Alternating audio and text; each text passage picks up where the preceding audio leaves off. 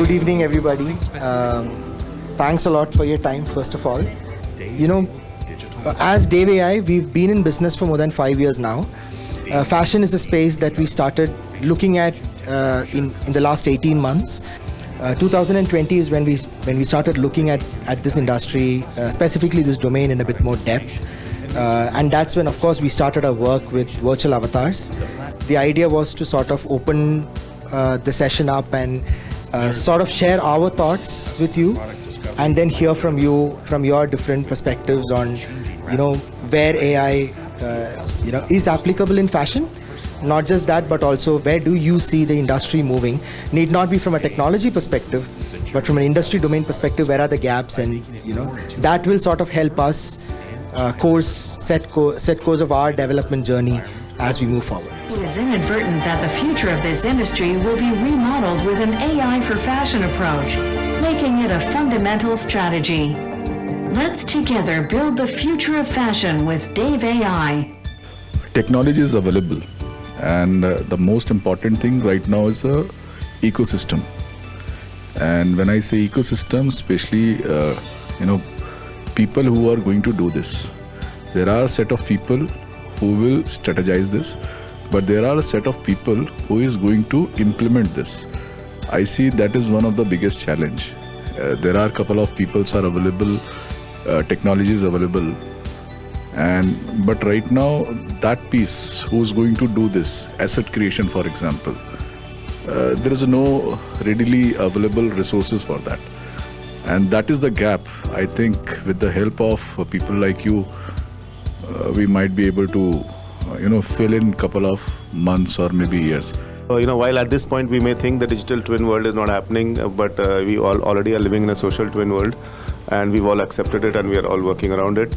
So I think it's all going to be all around us. The largest challenge I see is fashion as an industry has the largest amount of touch points or stakeholders in its whole value chain process.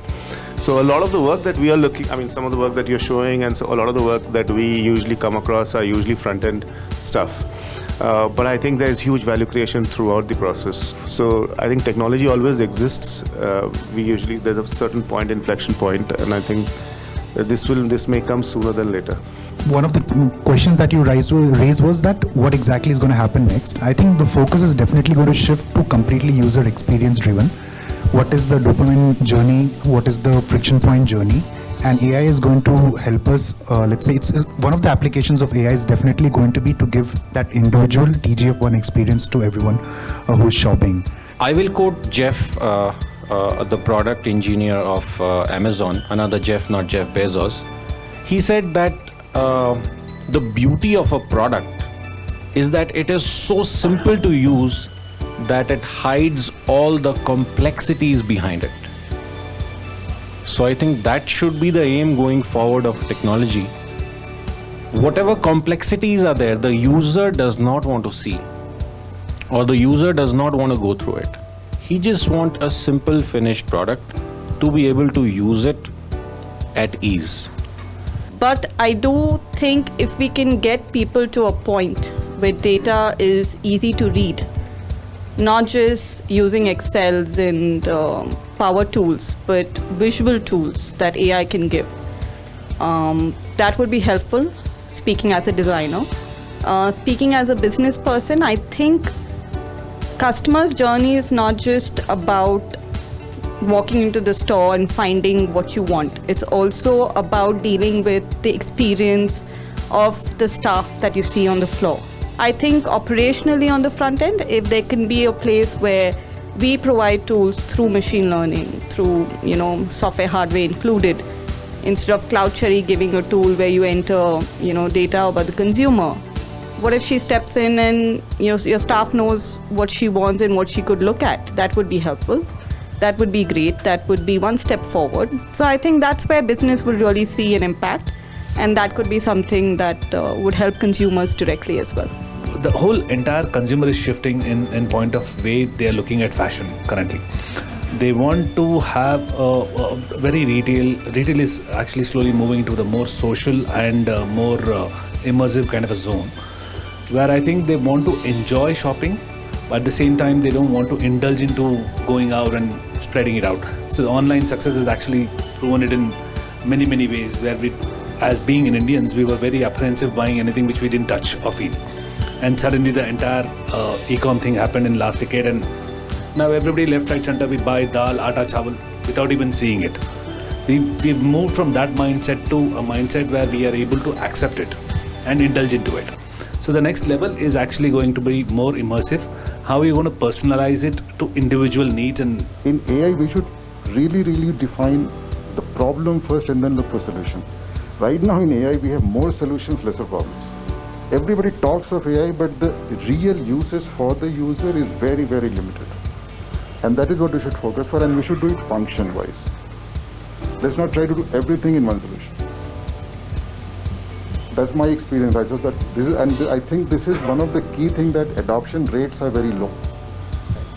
Consumer will continue to ask businesses to enhance their experiences. We have to figure out how do we do it bit by bit. Also, a lot of the times when I think about technology, I always think about electricity. So when electricity started off, I mean, there would have been many things like that. But I think eventually it's all around us and it actually works for us. So I think we'll have to be in that spot with tech and data, where we should get it in usable form. So I'm a firm believer that there is adoption for sure. It depends on what product you're doing and what kind of design you're creating. So I think it's an enabler as of now. It's not the final destination. And it's enabler for those who need it, depending on their kind of business. That's my 2 pennies.